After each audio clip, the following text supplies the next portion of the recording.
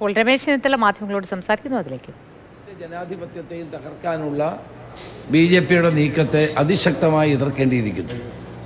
ഇത് ആത്മാർത്ഥതയോട് കൊണ്ടുവന്ന ഒരു നിയമമല്ല.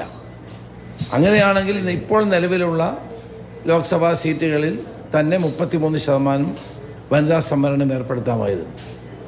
അതില്ലാതെ ഉള്ള ഈ ഇപ്പോഴത്തെ പുതിയ ബില്ല് ഇന്ത്യയുടെ ഐക്യത്തെയും യോജിച്ചുള്ള പ്രവർത്തനങ്ങളെയും ഒക്കെ തകർക്കാൻ മാത്രമേ സഹായിക്കുകയുള്ളൂ. അതുകൊണ്ടാണ് പ്രതിപക്ഷം ഒറ്റക്കെട്ടായി അതിനെ എതിർക്കുന്നത്.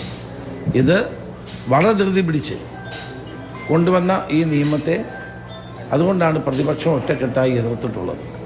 ഇത് നമ്മുടെ നാടിനോ സമൂഹത്തിനോ ഗുണം ചെയ്യുന്ന ഒന്നല്ല, രാജ്യത്തിന് ഗുണം ചെയ്യുന്നതല്ല.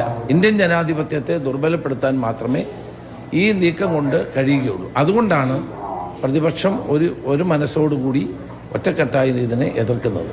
തെരഞ്ഞെടുപ്പ് ലക്ഷ്യമാക്കിക്കൊണ്ട് നടത്തുന്ന ചില നീക്കങ്ങളായി മാത്രമേ നമുക്കിതിനെ കാണാൻ സാധ്യമാവുകയുള്ളൂ. അതുകൊണ്ട് ഈ ബില്ല് പിൻവലിക്കുകയാണ് പ്രതിപക്ഷം ചെയ്യേണ്ടത്. പ്രതിപക്ഷത്തിൻ്റെ അഭ്യർത്ഥന മാനിച്ചത് പിൻവലിക്കുകയാണ് സർക്കാർ ചെയ്യേണ്ടത് എന്നാണ് എൻ്റെ അഭിപ്രായം. ഇന്നങ്ങനെ ACC അധ്യക്ഷനായ രാഹുൽ ഗാന്ധി ഞാൻ ആരെയും കാണുന്നില്ല. ഞാനിന്ന് മഹാരാഷ്ട്രയിലെ MLC തെരഞ്ഞെടുപ്പ് പ്രഖ്യാപിച്ചിട്ടുണ്ട്. അതിൻ്റെ ചില കാര്യങ്ങൾ അവിടുത്തെ PCC പ്രസിഡന്റും AICC എന്നോടൊപ്പം അറ്റാച്ച് ചെയ്തിട്ടുള്ള AICC സെക്രട്ടറിയാണ് മാധ്യമങ്ങളോട് സംസാരിച്ചത്.